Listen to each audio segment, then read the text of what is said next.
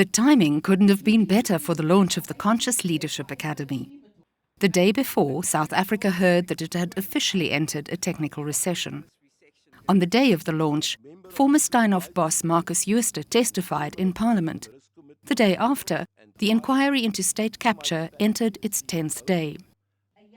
Building on her non-profit organisation Conscious Companies, CEO Brenda Kali had been working for some time on encouraging a more ethical approach to doing business. Being in the corporate space for over 35 years, I just watched people behave in such an atrocious manner. And just my observations from the corporate space made me realize that there's a need to change human behavior. Because I don't know what happens to people when they go into a corporate or a public service environment. They lose who they are, they lose their core. We are supposed to, as human beings, be noble and kind and loving. But have you ever worked in a corporate environment and seen what they do to each other?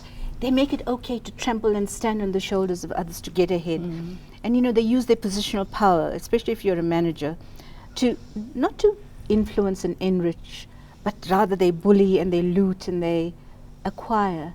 And I just thought, for conscious leaders shape conscious companies, and to do that, leaders must behave in a conscious manner, and then it comes cascading down.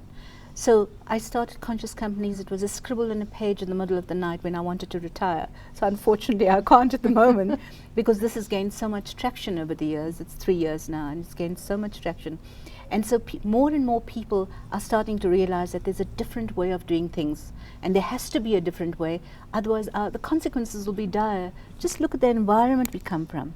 The newspapers scream every day of headlines, scandals, corruption, corporate shenanigans. It's not necessary. There is enough.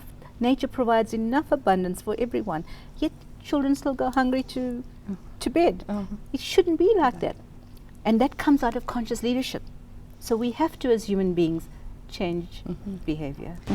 So the conscious leader of a corporation is one who plans for the long-term health of a company, not short-term wealth. If you get the long-term health of a company right, then you're creating value in a sustainable manner. And that's in the best long-term interest of all the stakeholders, including the shareholders. Otherwise the company will fail, especially in a century of radical transparency with social media. So as soon as a company operates as an irresponsible corporate citizen, social media takes over. And as you know, reputation has become a critical part of what is now 80% of intangible assets of companies versus what is additives in a balance sheet according to financial reporting standards.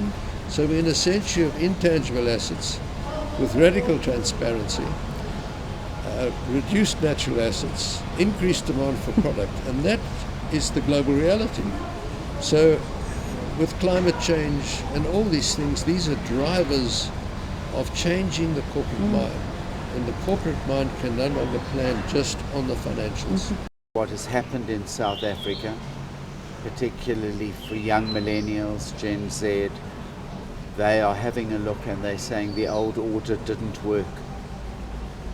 You've destroyed the economy, you've destroyed the planet. We heard the statistic on more plastic than fish in the ocean. And I think they'll punish those companies who deliver only profit. I think they're more interested in, do you put the water that you use back into the earth than how much of it is in the product. And so I think the conscious leadership is absolutely for the moment to deliver to the new generations, particularly, as I said earlier, in a social media world, entities that make profit, but in making profit are sustainable and are going to give to young people, in addition to the profit, that they've looked after the people and that they've looked after the planet. The brainchild of Brenda Kali, the Conscious Leadership Academy was created to build conscious leadership capacity in a country that desperately needs a shift in consciousness, ethics and governance. Professor Mervyn King That we brokered the can only meet the partnership with needs of the Regenesys Business School. That we have to do I believe most of the problems we have today in the world in terms of poverty, unemployment, wars, terrorism, diseases, are about leadership. A root cause is leadership. So it's about lack of conscious leadership. So we can make the world a better place only by developing better leaders, more conscious leaders. Leaders that work for purpose, for greater good. Leaders who are not just thinking about money and greed, and leaders who are not arrogant. So in order to make the world a better place, we need better leaders. They create ripple effects, and leaders that have developed emotional intelligence, spiritual intelligence, which is about purpose, about ethics, about truth, about authenticity. Leaders who can care for their team members, leaders who are grateful and humble. So those are types of leaders we need to develop, to make the world a better place. Not only world, but also our companies, to improve performance in our companies and to achieve success. We need more conscious leaders. So this institute is going to really address that problem on the highest level of leadership, by engaging in various activities. One of them is we're going to have a conscious leadership MBA, conscious leadership MBA, and then we're going to have also forums, workshops, seminars, and we will create a platform where leaders can come and discuss conscious leadership. They can share their experiences, and they can support each other to make really greater impact. Also partnering with the Academy is Unilever South Africa. More than a century ago, the company's founders had a vision of the world that was broader than their business and used their brands to address big social issues of the day. So it seems to me that you jumped at the opportunity to partner with the Conscious Leadership Academy. Yes, I think it was important, and we need more leaders who have that consciousness about and can really be the advocate of it does exist a model where it's an economical model where we can still perform, grow the company while having a social impact. And I think that's very critical. And I can mention, that the fact is our brands with purpose, the brands which has really a sense of purpose and doing better for the community, no matter if it's acting on water like the sunlight, washing powders, which is help to use 50% less water, Lifebuoy, as I mentioned, Domestos, and many others. Basically, these brands are growing much faster than the other brands. So it does exist an economical model.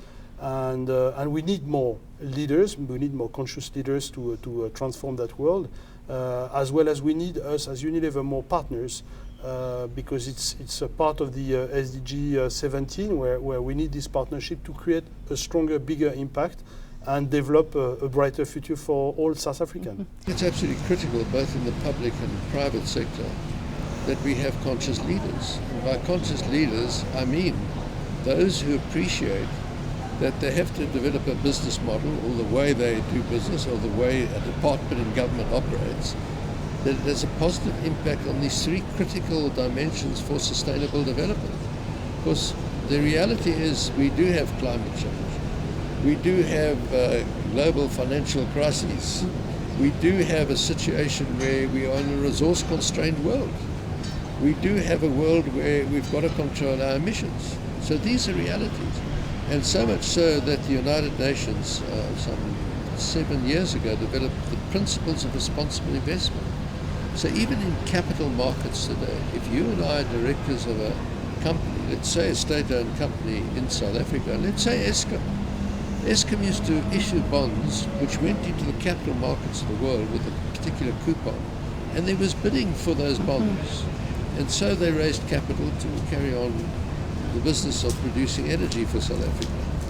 But I'm prepared to wager if Eskom issued a bond today, there'd be no bids for it. So things have got to change, and I think the reason for that is there were not conscious leaders who were appointing those directors. It wasn't the directors themselves, but then the management.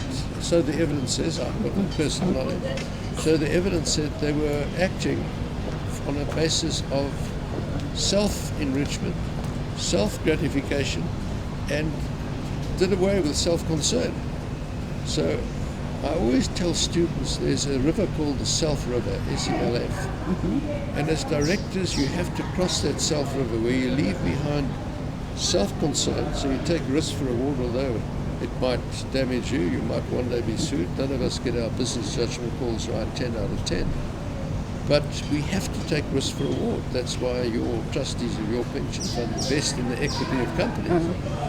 And when we cross that Self-River, we go into the area of intellectual honesty. What does that mean? It means the honest application of mind in the best interest of this incapacitated, inanimate person that has no heart, mind, or soul of own. It's got no conscience. You as the corporate leader become the conscience of the company. And that's what the academy is going to teach. Teach that you approach the decision making to make sure it's not only intelligence, but emotional, in the sense that you're making sure you're meeting the needs of the present without compromising the ability of future generations to meet their needs. And then S is for sustainable and spiritual. Spiritual means doing the right thing and doing it in a sustainable manner. So it's IQ, EQ, and SQ. And that's what we're going to teach at the academy, and have an MBA academy, which is Conscious Leadership MBA. And I think it's critical, particularly in our country, to make sure it's both in the public and private sector. You know, it's amazing. You talk to a CEO today and you talk about conscious leadership, and they ask, what is it? What is consciousness? They don't get that conscience is very different from conscious. Very different. Because consciousness is just a deep awareness of your thoughts, actions, feelings, behavior, and how you react. That's what consciousness is all about. And if you're really aware and you're conscious of your actions every day, can you imagine the impact you would make on everyone you touch?